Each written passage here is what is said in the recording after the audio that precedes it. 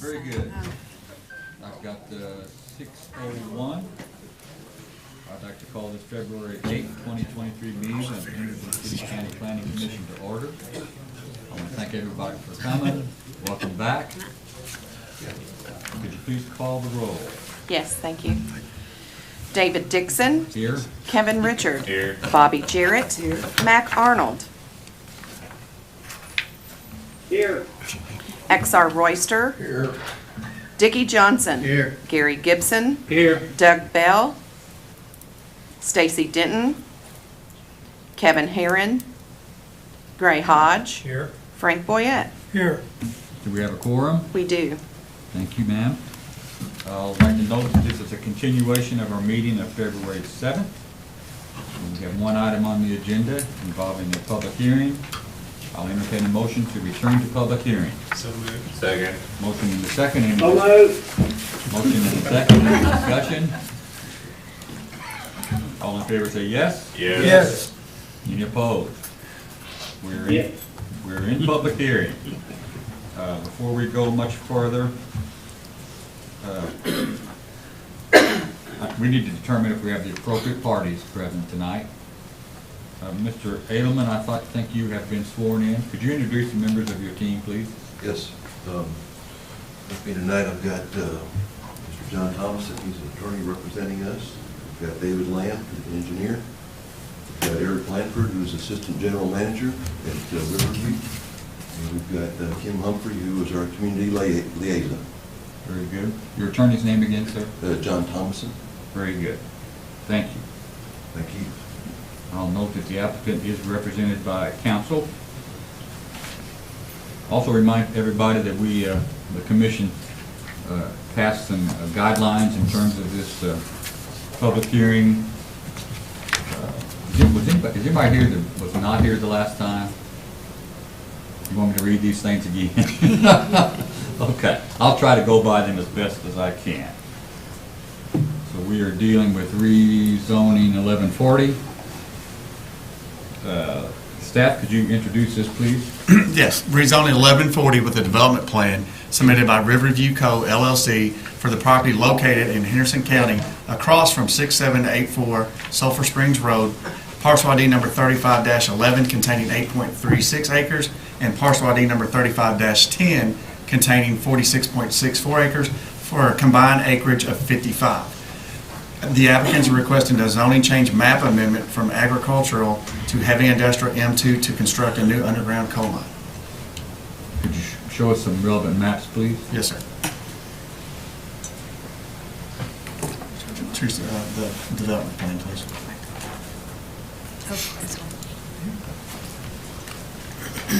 The applicant is proposing the construction of a coal mine ventilation fan, an office/bathhouse, drainage basins, a sewage lagoon, a substation, and other related improvements such as parking lots and driving lanes.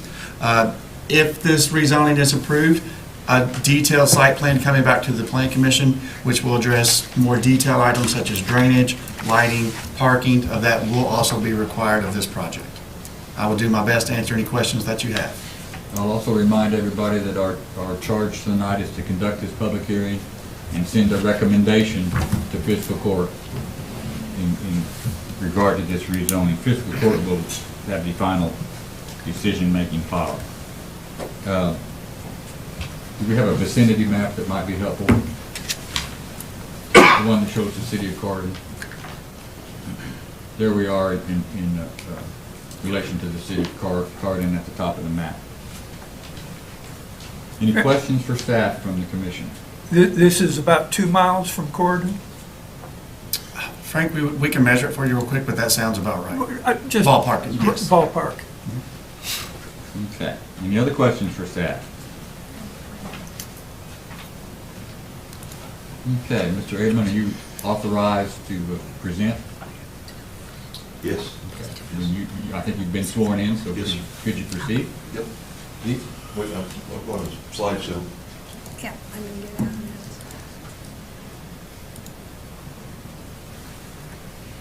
It's on here.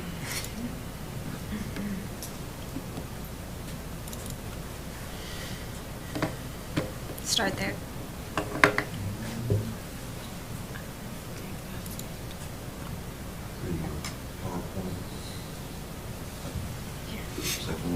There you go.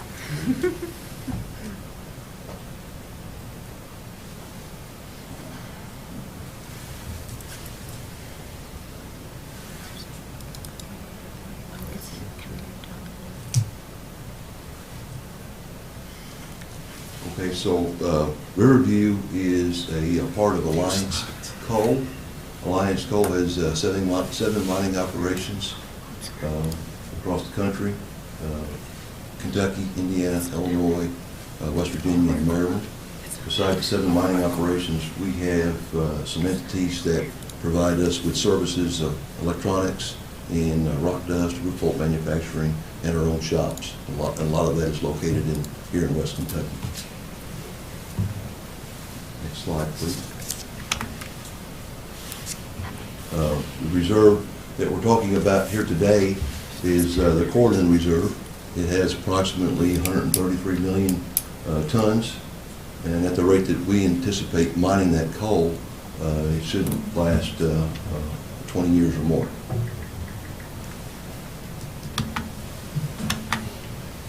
So this is an aerial photo of a current bathhouse arrangement, similar to what we're discussing here with this permit application. It is what we call portal number 2 for the Riverview mine located in Union County. It has the bathhouse, combination bathhouse and offices. It has a shaft whereby there's a hoist and a hoist building that lowers the shaft, a cage up and down, lowers the men down approximately 400 feet. Back over here, there's a fan, exhaust fan that blows air. Air goes in this shaft and comes out this shaft over here as it ventilates the mine. Here's a substation for electrical power, and there's other buildings over here as well. Dry storage here and here. Here's a nursing station, and here are some rock dust tanks. The rest of it is normal parking and a driveway and access to all the facilities there. This is a regional view, similar to what you had up here a minute ago. It shows the community of Corydon right here, Highway 145 that comes down to our portal site right here. Here's also location back to the community of Dixon, and Highway 60 that goes back into Morganton. As we zoom in here, 145 is up here. This is Sulphur Springs Road, the access to our property right here. And this is the property zoomed in. This is a preliminary layout of the facilities. The bathhouse and office building would be right here. The air shaft is right here, and the fan is associated with that as well. The entrances, we have a couple of proposed entrances right here, nothing confirmed yet, and some basins which may or may not be located in those positions right there. That's the general layout of the property. The impact to Henderson County, investment and job creation has an annual impact to our community of nearly $300 million. That's a quote from Missy Vanderpool. Coal severance tax that we would be paying on behalf of Henderson starting in 2023.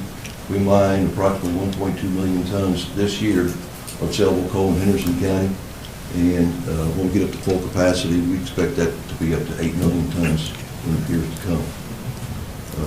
In 2022, by example, Riverview Coal paid over $20 million to the state in coal severance tax from producing 9.4 million sellable tons. That was last year. Go back on. Oh, I'm sorry. Our employment at the new site will be 466 jobs with average pay of $85,000 per year. This expansion will add 260 new jobs to our operation. In addition to all that benefit, we will pay annually county, state, school, library, and other property taxes.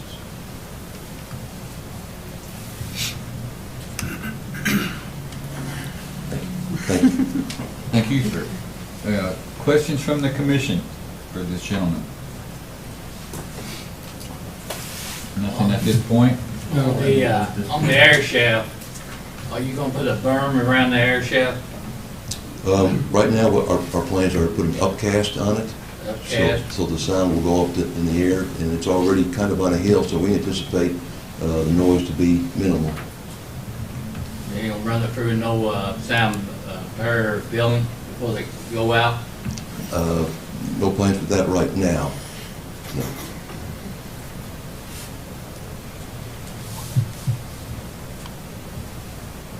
Any other questions at this point?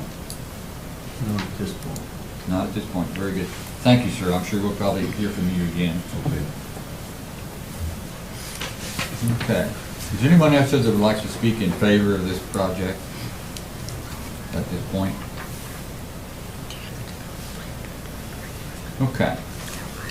Is there anyone here who would like to speak in opposition to this or has questions about this? Yes, sir. Your name, sir? Wayne Hughes. I live at 7609 Wheeler Road, right there at the junction of this site. You promise to tell the truth, the whole truth, and nothing but the truth this evening? Yes, sir, I do. Thank you. Thank you. I appreciate you allowing me to come forth with this commission. My wife and I have been living there about almost 45 years there. Her family has lived there over 100 years in that community, straight across from this site. And her dad would be over 100 today if he was still living, to give you an idea, and he lived there his whole life. I appreciate this. I'd also like to acknowledge the folks from Riverview. They asked my wife and I to come down yesterday morning, and we were very appreciative and was treated very kindly, and we saw this program, and I just want to point out our appreciation to you and your kindness to us yesterday. But I do have concerns, and they're aware of that. I have concerns that we're even meeting tonight before permits were already permitted by the state or by this board or this county, that, you know, the power is already being put in. Over 10 electrical poles have already been placed on that property over the last 2 weeks by Groves Electric.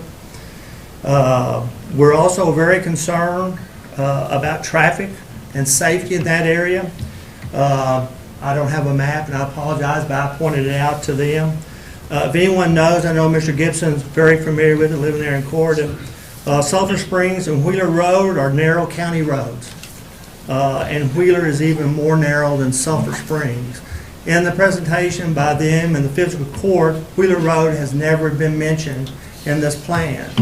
But I feel, and most of us feel in the community, that Wheeler is a prominent route to this site coming from the east out of Webster County, Hopkins County, McLean, maybe even southern Henderson County, and beyond for workers to get there, which is a very narrow, curvy road. The roads are not designed to handle 300 to 450 cars.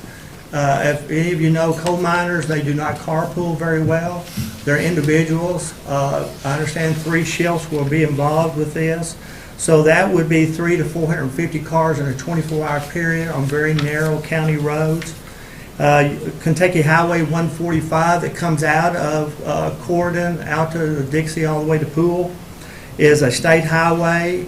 It is a divided highway, but it's narrow and it's very curvy and hilly, which can be dangerous, a lot of traffic. That's going to occur within a 24-hour period. With this 300 to 450, this does not include, this is just workers, does not include any kind of trucks, tractor trailers, vans, any type of carrying suppliers coming in and out of the site on a daily basis, or any local traffic or local farm equipment that moves heavy through there in the spring and the fall. The 2 bridges, one on Sulphur Springs and one at the connection of Wheeler and Sulphur Springs, are too narrow, and erosion at Wheeler Bridge, the bridge there at Wheeler Road connection, is having some erosion problems around it now. In a few spots on these roads, there are some deep ditches with very little shoulder on those roadways to pass. Between our house and my brother's house, which is going down the hill towards Sulphur Springs down Wheeler Road, only one car can go through there at a time on that hill, because you will go into a ditch and it will be hard to get out. Kentucky Highway 145 from Corden to Pool is also very curvy, and this road was not designed for such traffic during a 24-hour period. On our visit down yesterday, Highway 359 in Union County and 141 are much better state roads that approach into this portal number 2, and that and also I'd like to point out is the entrance is off of a state highway 359. The entrance for this project will be off of a narrow county road. Why I say that is that we're very concerned for local traffic, and we're also concerned for the miners that will be employed there, their employees. For 3 years ago, there was a wreck there on Sulphur Springs, just right up the road there from this site, and it was a coal miner going to Riverview. And then a period before that, there was another one over on what we call Pritchett Crooks Road, if you're familiar with that area, which is another road. County Road over was killed, which was also a coal miner that traveled through that area now. We are asking, I guess requesting, that the Commonwealth of Kentucky and the Henderson Physical Court that will set aside the appropriate reserves and funds to upgrade these roads and bridges for the safety of the community and their employees. The physical site itself has great concern for my wife and I especially, and about 10 households that surround that within approximately a 3/4 mile radius. I'm going by road, not by the way the crow flies. If you go by the way the crow flies, you might pick up another house or two. And if you saw the picture of their site down there, which is a beautiful site, well maintained by them, if you notice, that was out in the middle of nowhere. And maybe as I was down there yesterday, I noticed maybe one house within that, within a mile of that property, maybe 2 at the most. And they have a nice driveway back into their property, which this will be right there on the road. We're concerned about the lights, the noise, and the construction that will take place over a 2-year period. And we are requesting that when you do look at the lights, and they have acknowledged this to us, but I want to bring it before this board, require directional lights on the property that will shine downward, because they're going to be up on the hill there, and they're going to cut about 5 feet off that hill. So we like the lights to be directed downward. We are concerned about the noise of a fan. It is west of us. Wind carries noise. I understand. But when I got in my car that day yesterday, I could hear the fan. So it is going to travel with wind. If you're on my hill, you're welcome to come out and look. Any day of the week, even in the middle of the summer in July, we've got a little breeze on our hill. So we are concerned about the decibel noise of that fan and what that decibel noise will be. The construction site and the ability to travel Sulphur Spring Road to Highway 145. We're concerned about blockage and not being able to get through, and the local traffic getting through there at that time. And the reason, I'll give you an example. The other day, there was a group there that's doing some survey work for them, had a dozer in there, and the other day when we had the ice situation, Sulphur Springs was covered in ice, Wheeler Road was covered. My wife and I went down the road to 145 to check the roads and see how they were. With ice on Sulphur Springs, there was a lowboy tractor trailer. Everybody knows what a lowboy is. He had stopped out on 145 with 4 or 5 cars backed up behind him and backed all the way down Sulphur Springs Road, a good piece all the way to that bridge to load a dozer, and backed up. And the reason we know that real well, a cousin was locked up in that traffic. And we made that to the attention of Riverview. We're also requesting vegetation berms to help reduce the noise and the lights, and if all possible, around that fan. I understand the science of throwing the sound up in the air, but it's still going to travel to a certain distance. And I'm not a person that has that ability to tell you what that distance will be. Sewage, we're also very concerned about this sludge pit, pond, lagoon for raw sewage there. That's getting close to, there's a large ditch, and I'll go into that flood here in just a second. But there's a lot of water runs in there, and we're fearful of as well as man intends to protect the environment and those around us, things happen, and leakage can happen. There's a large ditch there, and it flows to Highland Creek, and Highland Creek flows into the Ohio. And why we're concerned about that is the floodplain there in that area. There's 3 major ditches coming in 3 different ways just below the site. And that one is what I call the Dixie watershed. I don't know if that's the official name or not, but I call it that. It's a lot of water comes down from the community of Dixie in behind our farm and bleeds into it.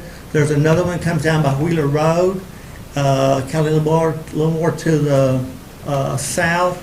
And then there's another one comes down Sulphur Springs Road. Those all merge right, 2 of them merge right at the bridge of Dixie and, at Sulphur Springs and Wheeler Road under that bridge and continue to go down and connect. Then that shoots under Sulphur Springs Road. That area floods at least once or twice a year, the roadways does.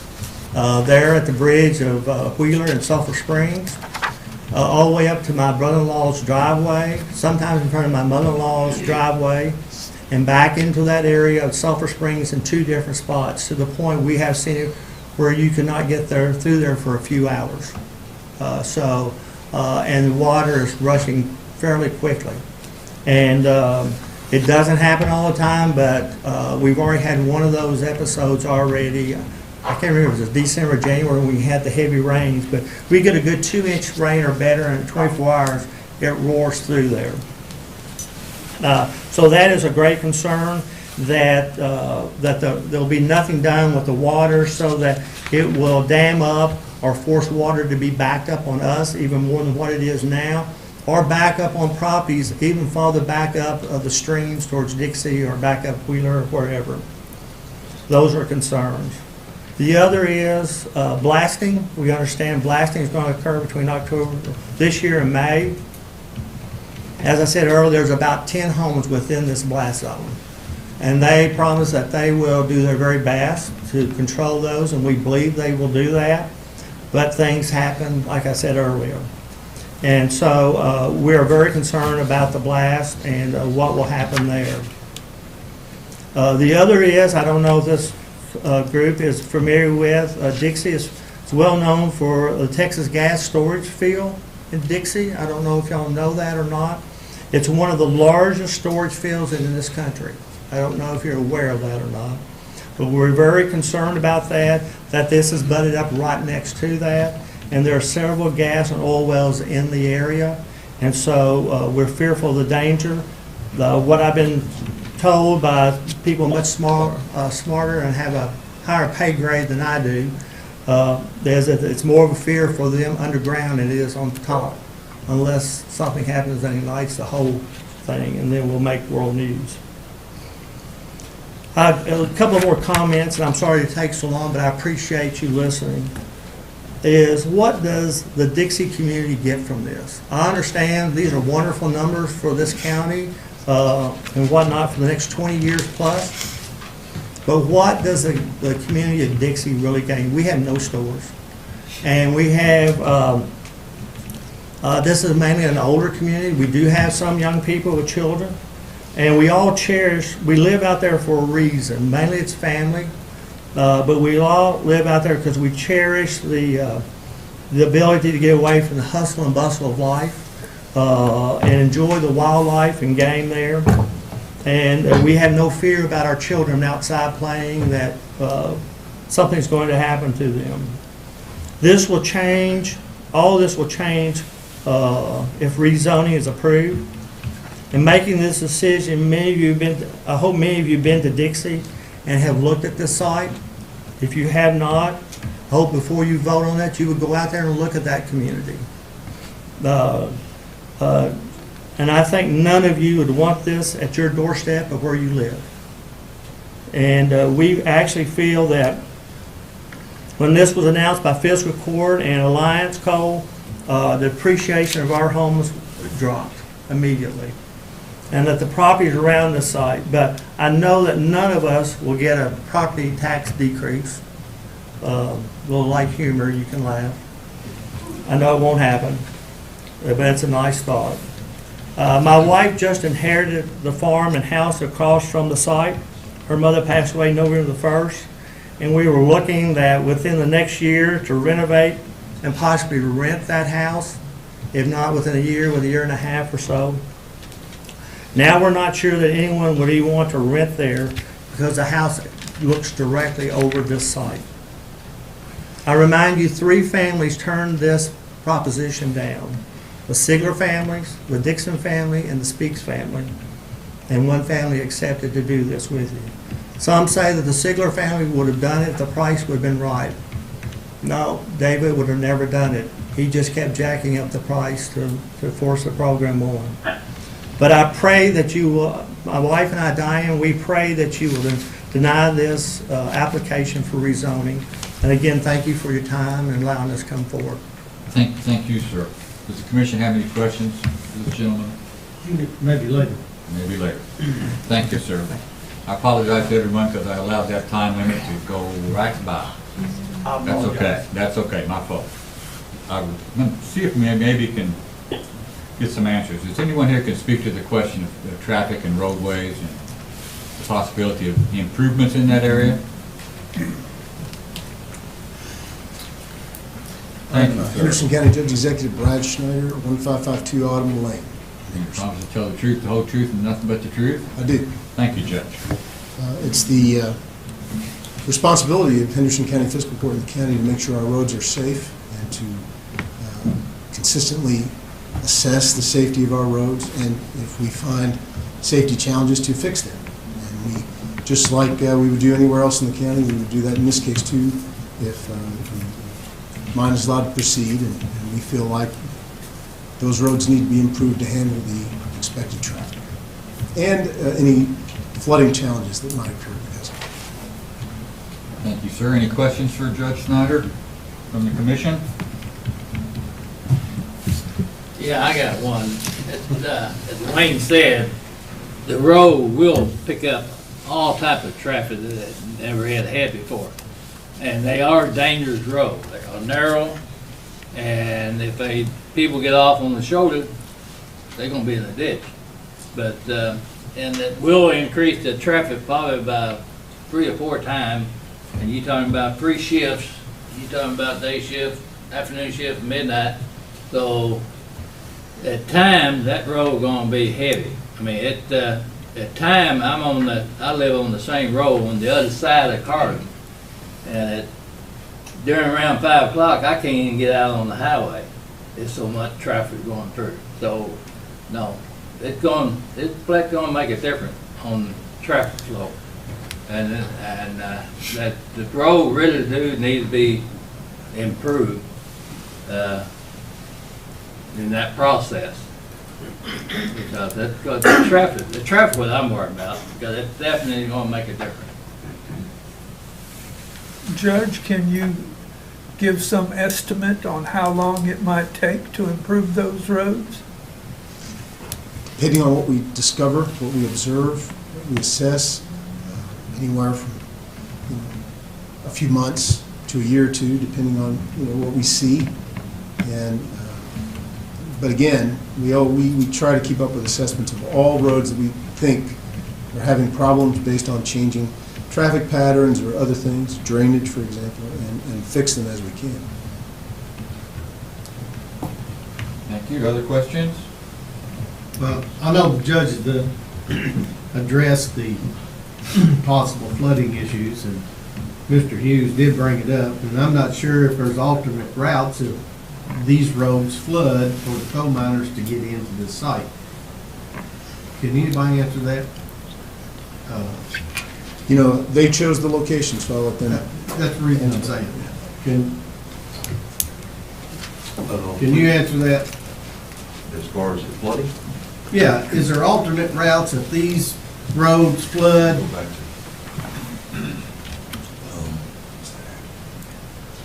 Mr. Hughes.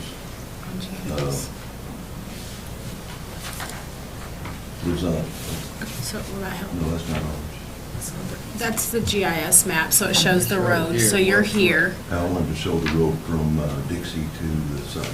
Okay, so go to your, go to That was his on our- vicinity map, I guess. That one. Yeah. So Dixie's here. No, Dixie's at Bob. Yeah, but he's with Dixie, oh, sorry.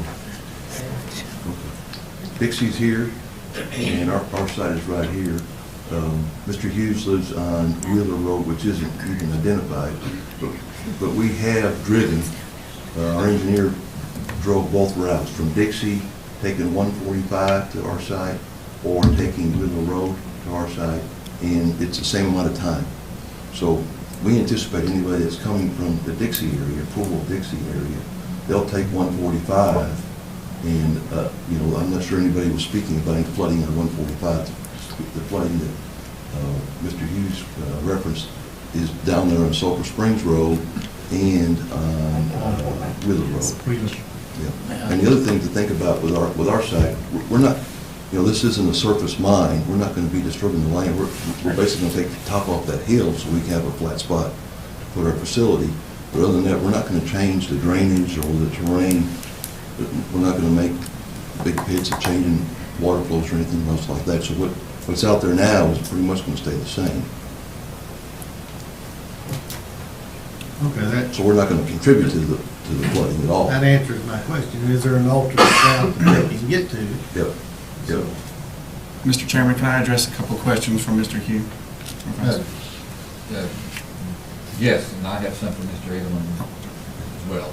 Go ahead. The issue with the lighting, during the site plan process, the Plan Commission requires, and we have historically required this, that any lighting be night sky friendly, that we call it. So they will not let light leak off. That is something the Plan Commission requires during the site plan.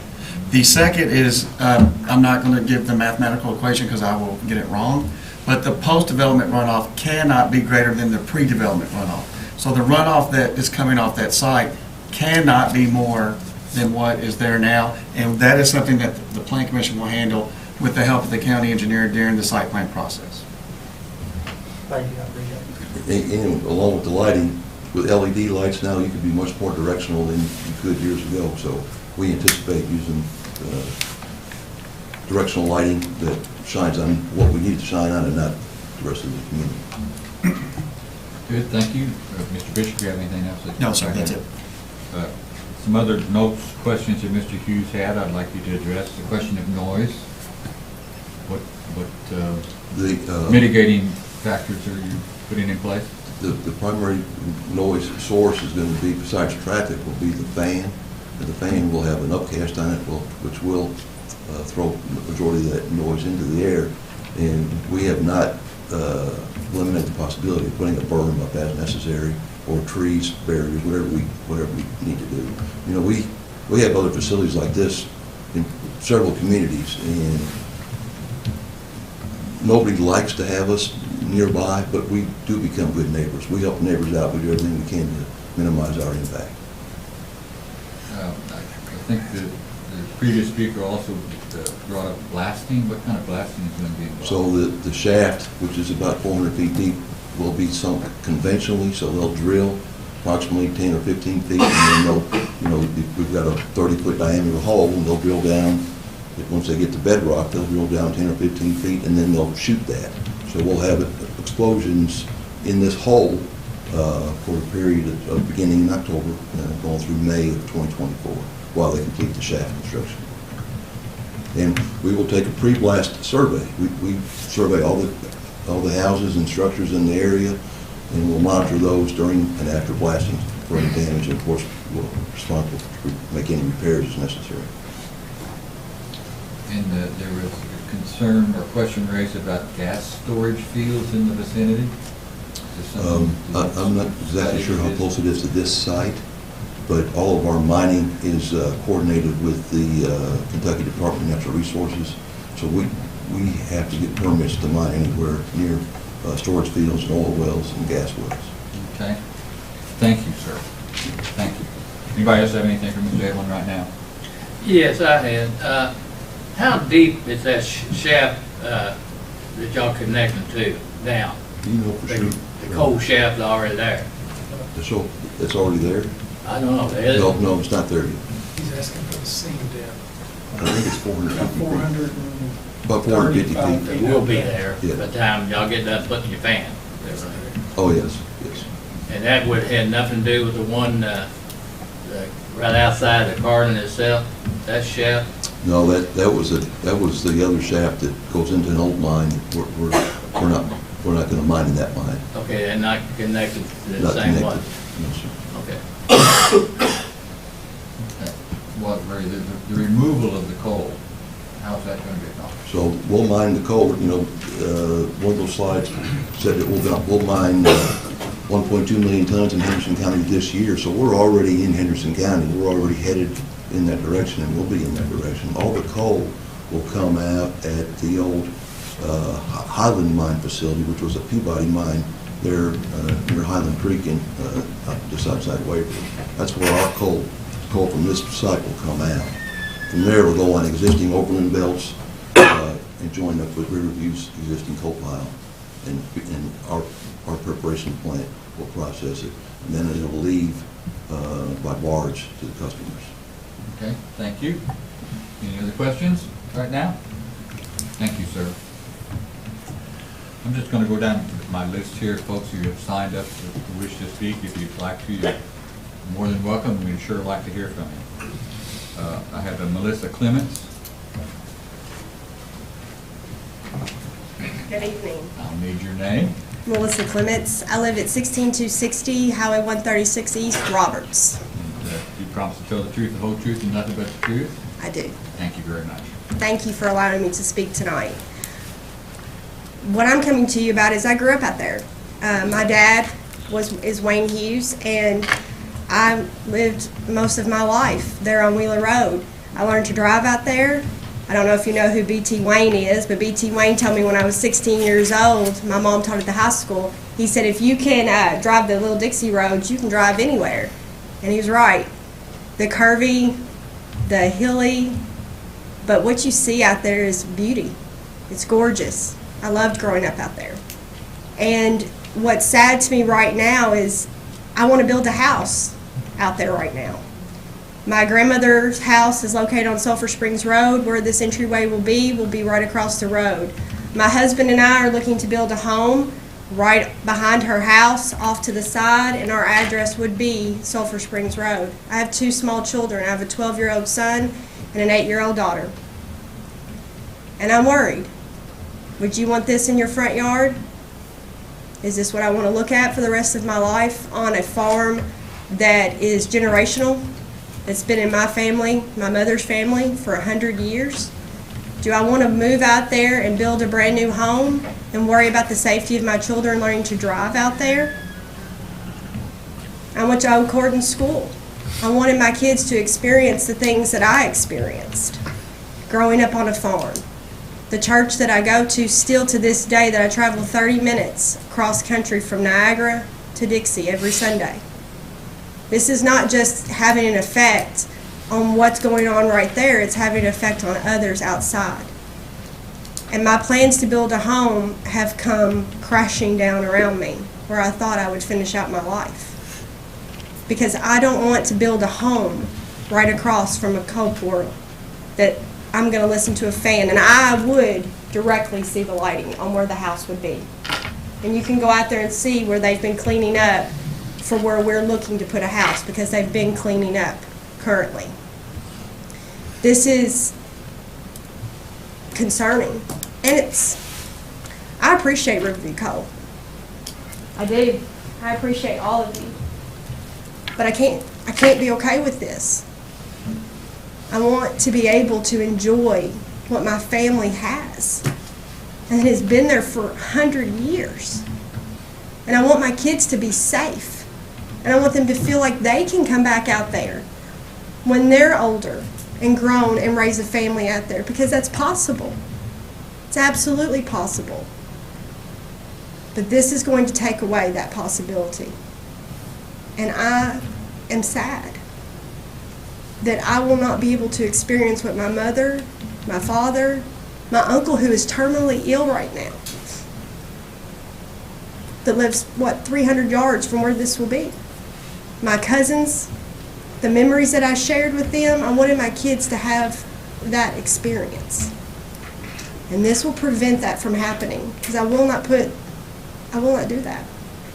So my parents won't get to have their grandchildren there with them, being able to see them for the remainder of their life. So I really would like this body to please consider this. Please consider what you're recommending to fiscal court right now, and the effect it's not just the effect it's going to have on more than just what you've been told. The effect it's going to have on an entire community and others that want to come into that community and live. And there is a reason that people live in Little Dixie. There is a reason. And I would encourage you to come out there and see before you make a decision. Thank you. Thank you very much. Anyone have any questions? Okay, moving down the list, I have a Ken Humphrey. David Lamb. Would you like to address this, Mr. Lamb?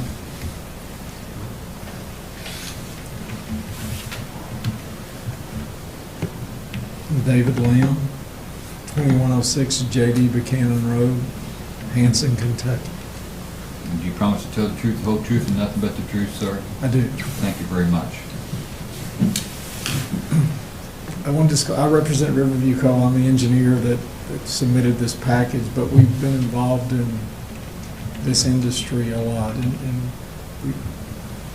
every effort was taken. The flooding and the things that were brought up, I wanted to make clear, not only will the Planning Commission require them not to have any additional runoff, also the state of Kentucky requires that in their permitting process. So this development will be just like any other commercial development. It is an access point for folks to go to work. And my experience has been, and I can say that because I live about 2,800 feet from what they call their Warrior Portal in North Hopkins County, Kentucky. So, and it's kind of out in the country as well. And they have been excellent neighbors there to that community. And, you know, I feel like that I've seen Riverview and Alliance operate for many years now. And I think they are responsive to the community. And I think you'll find that they will be good neighbors. Any questions for this gentleman? Thank you very much, sir. Next on my list is a William Litzy. Would you like to address the commission? Yes, sir.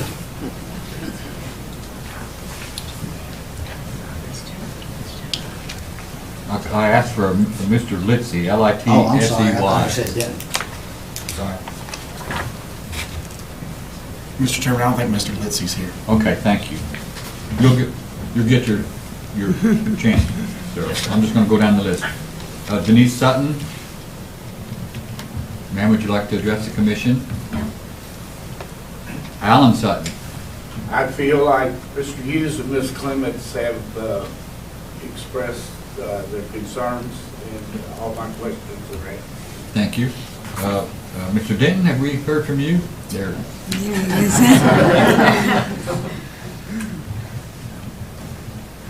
I'm sorry, sir. Oh, that's fine. Your name? William Scott Denton, Your address? 6908 Sulphur Springs Road. You promise to tell the truth, the whole truth, and nothing but the truth this evening, sir? I do. Thank you very much. Please proceed. Again, Mr. Hughes, he stated most of the things that I would state that I agree with, but I'd just like to add a couple things to that. I know he talked about the noise, the fan. They were nice enough to invite us down, show us their facility. We did them the same courtesy. We asked them to come to our property. They met us out there and seen our property.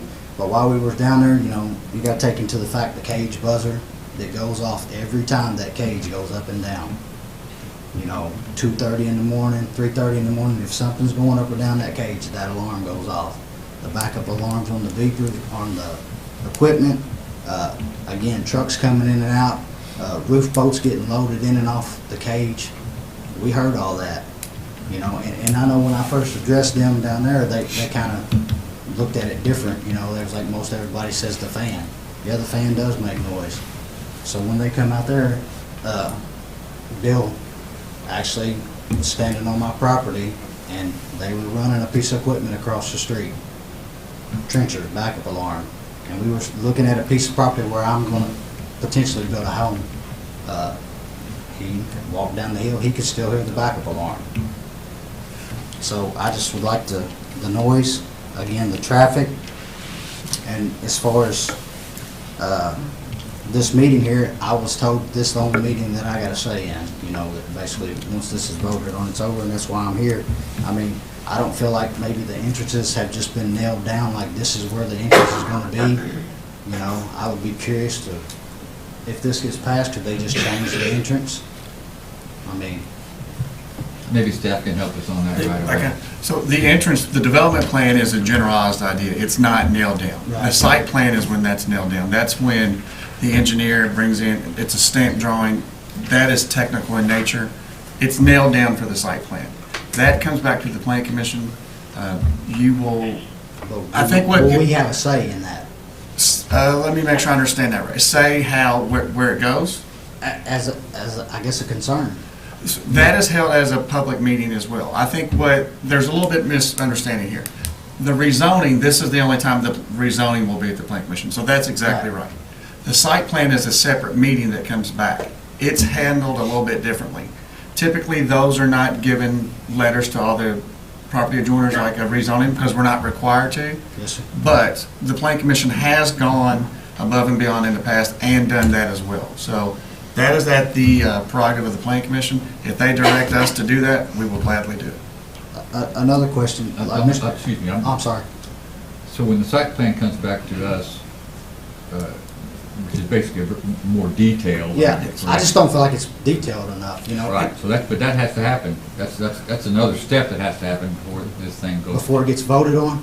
The rezoning's gonna get voted on, but the actual, what the site and what it entails, where the entrances are, all these mitigating issues, that's still to come in a detailed site plan.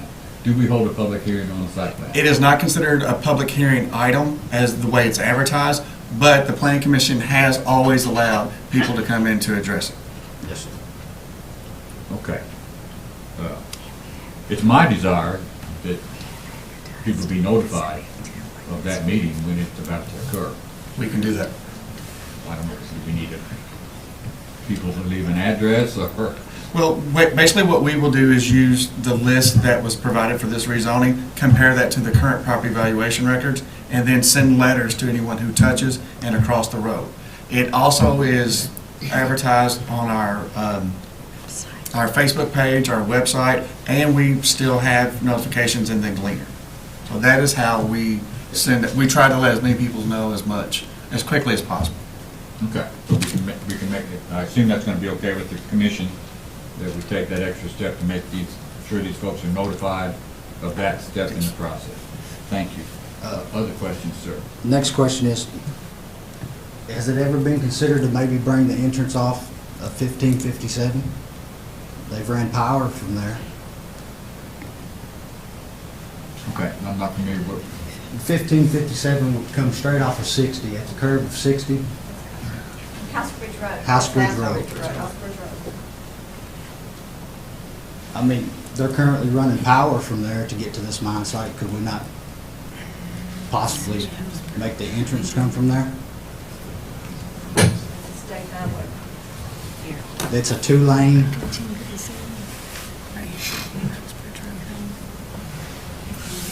Is that what you're talking about, Housebridge? So we're talking Housebridge. So where Housebridge comes out on 60, Teresa, go, can I see that, please? Don't be my guest.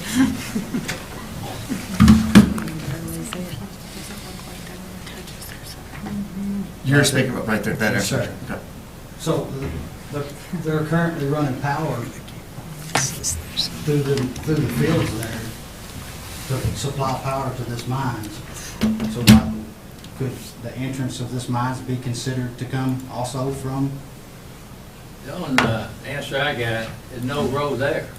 Yeah. Yeah, you got the House Bridge Road, but there's no road from House Bridge direct across to the mine.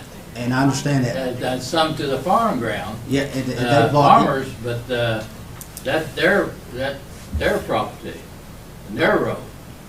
There's no county or road that go across there, anywhere close. Well, I'm just saying, they bought easements to run power through the farmers for this mines. Is it possibly they could buy easements to run the entrance? Like not a haul road, that's not the right term, but basically a driving lane. Yeah, for the miners' traffic to get in and out of the mines, to keep it off of the narrow Wheeler Road, the narrow Sulphur Springs Road, you know. And you wouldn't have to worry about your miners getting to work for flooding, 'cause 60 doesn't flood. You know, come straight off of 60 and turn right on 1557, which is House Bridge Road, and have you a nice little entrance to the mines. Anything else, sir?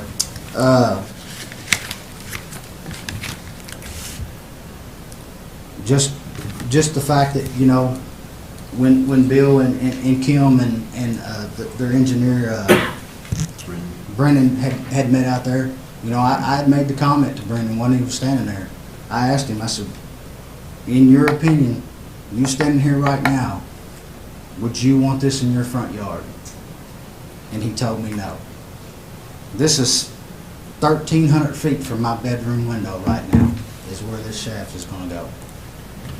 And it's actually 900 feet from where we had plans to build a house. And along with that was basically everything Mr. Hughes had said. The noise, the fan, the traffic, and that's it. Okay. I appreciate your time. Thank you, sir. Any questions for this gentleman? Do we have anybody here that can speak to the feasibility of this alternate access road? Okay. I'm not familiar with Okay. The only other name on my list here is John Thomason. Mr. Thompson, would you like to address the commission? Mr. Chairman, I assume that I'll speak at conclusion. Okay. If that's okay with you, Mr. Chairman. Of course. Thank you. Is anyone else here that would like to speak in opposition to this project? I have a concern. Yes, ma'am. Please approach. I'm sorry. I have a concern as a woman, as a mother. Excuse me, ma'am. Sorry, I'm Diane Hughes, Okay. Address? 7609 Wheeler Road. You promise to tell the truth, the whole truth, and nothing but the truth, ma'am? Yes, sir, I do. Thank you. Please go ahead. When we visited Alliance yesterday, the first time I had seen these plants and they presented them to us, they were very, very good at presenting them. But one thing stuck out to me very quickly. At the very top of the plans, and I'd never heard this before, was a sewage lagoon.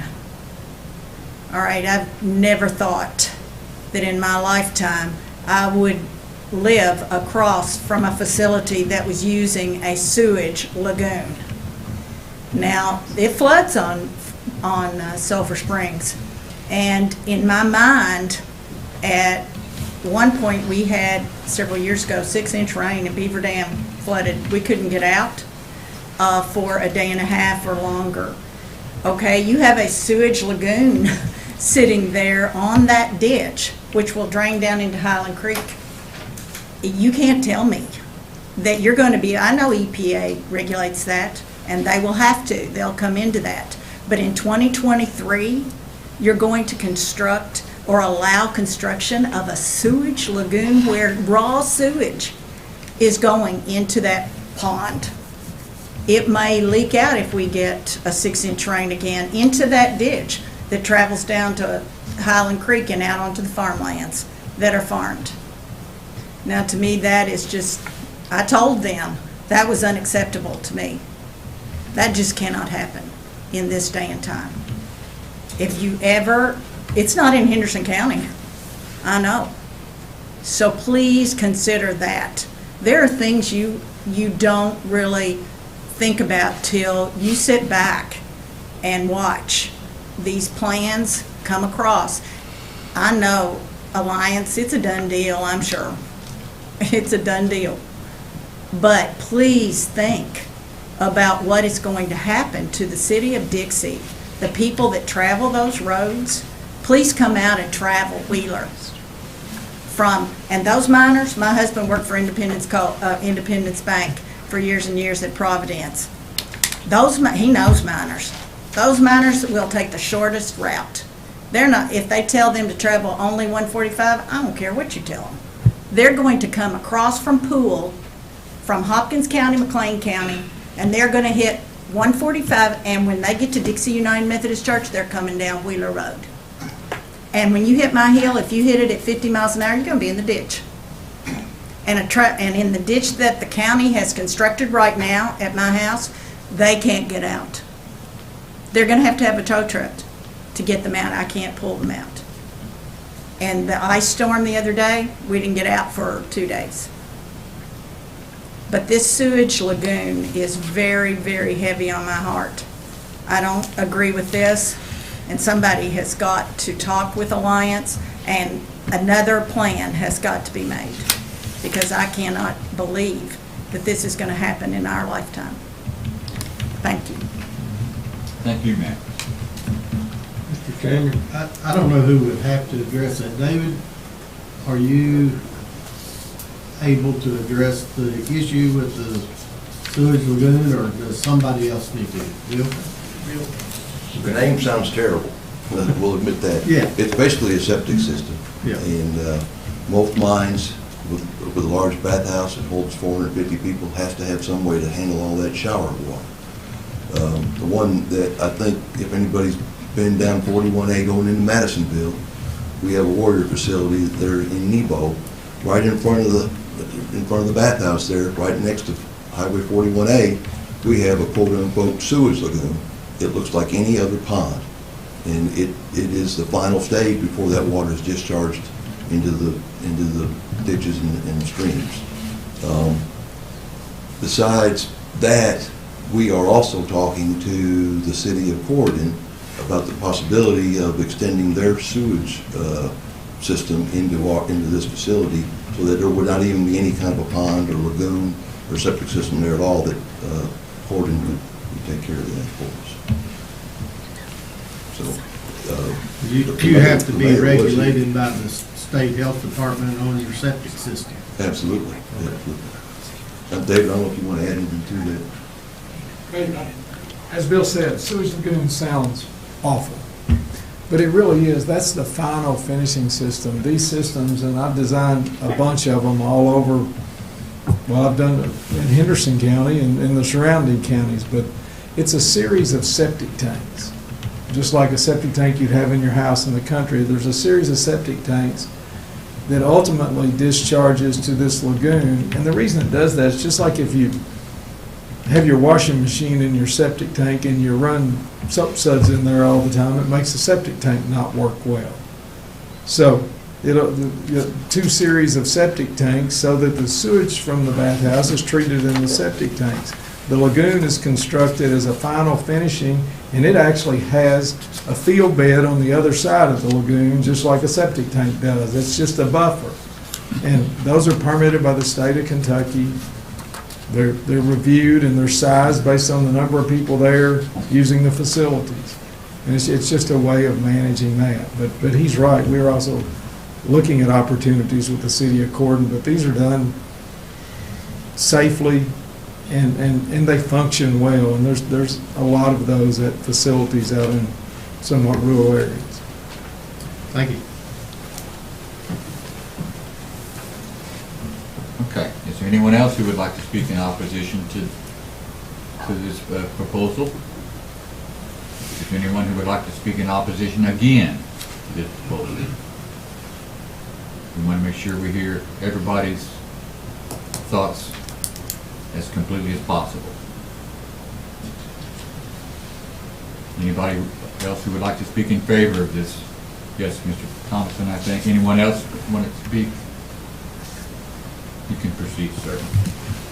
Your John name? Thomason, 7933 Waterfront Court, Newburgh, Indiana, attorney for Riverview Coal.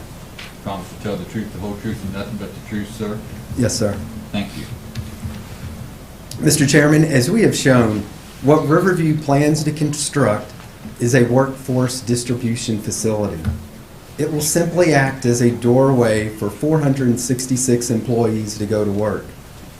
Riverview Coal's proposed use of the property and the proposed zoning change map amendment are consistent with the following provisions of the Henderson County Comprehensive Plan.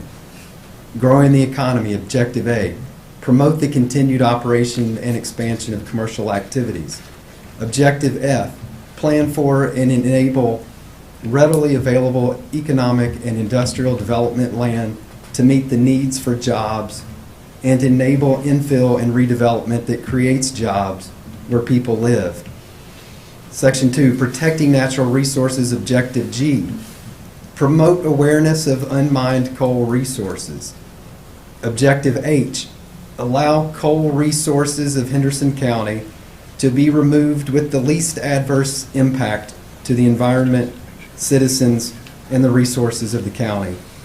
And finally, balancing land use, Objective A, identify areas for infill, redevelopment, and adaptive reuse that respect the area's context and design features. Mr. Chairman, for these reasons, we ask the Commission to approve rezoning number 1140 for the zoning change map amendment from Agricultural District to Heavy Industrial District M2. Thank you for your time. Thank you. Any commission have any questions for Mr. Thompson? Anyone in the audience have anything further to say on this matter, one way or the other?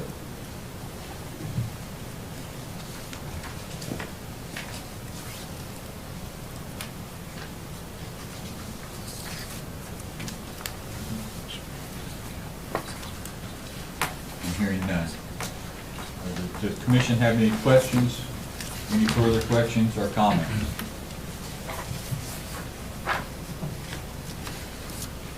Okay. I'll remind everybody that our task is to make a recommendation into this rezoning that will go to fiscal court. But then fiscal court can accept or do what we've recommended. They can do the opposite.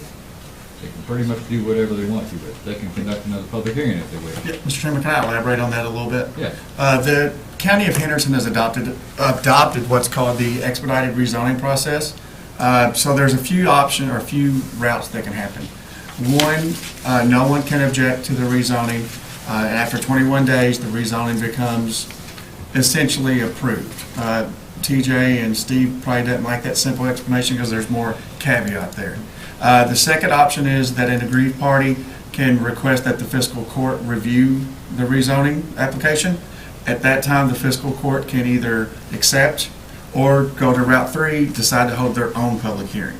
So there's still avenues. If someone wanted to explore one of those avenues, what would they do?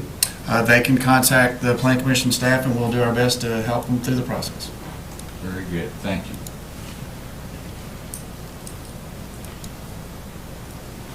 Okay. The commissioners were fined the proposed motions.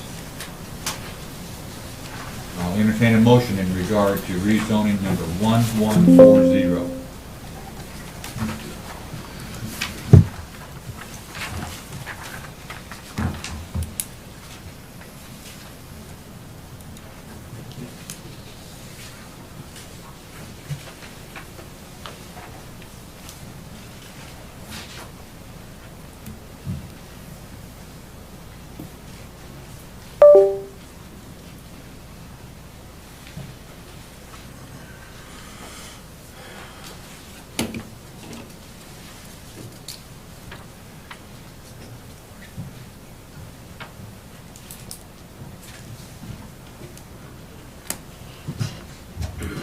Mr. Chairman, I'm probably not gonna be very well liked with the people that are sitting out there in the audience. They're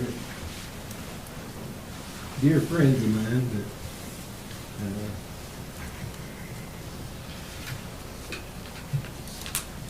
looking and hearing the evidence that's been presented, I move that the staff prepare a proposed motion and the findings of fact based on the record recommended approval of rezoning number 1140 with the development plan for the property located in Henderson County across from 6784 Sulphur Springs Road, PID 35-11, containing 8.36 acres, and PID 35-10, containing 46.64 acres, and containing approximately 55 acres in total. Submitted by Riverview Coal LLC, that the matter be tabled until the next regular meeting, that the public hearing not be reopened at the next meeting. No additional public comments will be heard at the next meeting. That the recommendation will not be reconsidered at the next meeting, and that this vote not be considered final action. That the proposed motion and findings will be subject to the approval of a site plan that will come back to the Planning Commission. This motion is in regard to applicant's request for the rezoning change map amendment from Agricultural District AG to Heavy Industrial District M2 with the development plan for the new underground coal mine portal. We have a motion. Second. We have a motion and a second. Mr. Chairman, can staff request that Mr. Johnson add subject to any and all necessary federal and state approvals, please? I can add that. That's the second to approve that amendment. Yes. Any discussion by the commission as to the motion to approve that's now before us?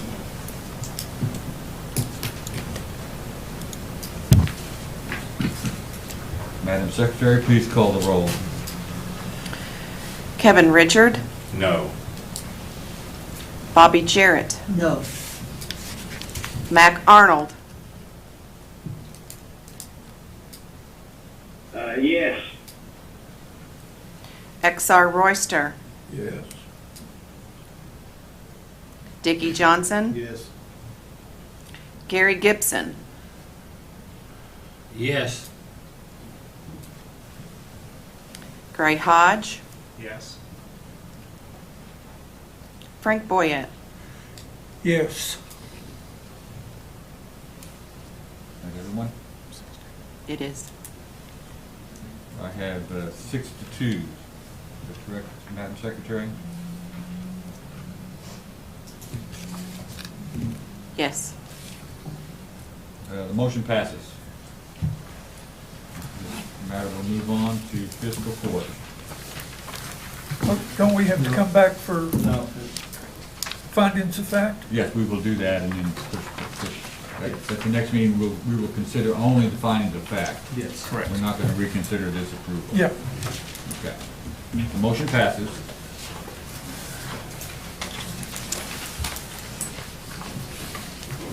I need a motion to go out of public hearing. Second.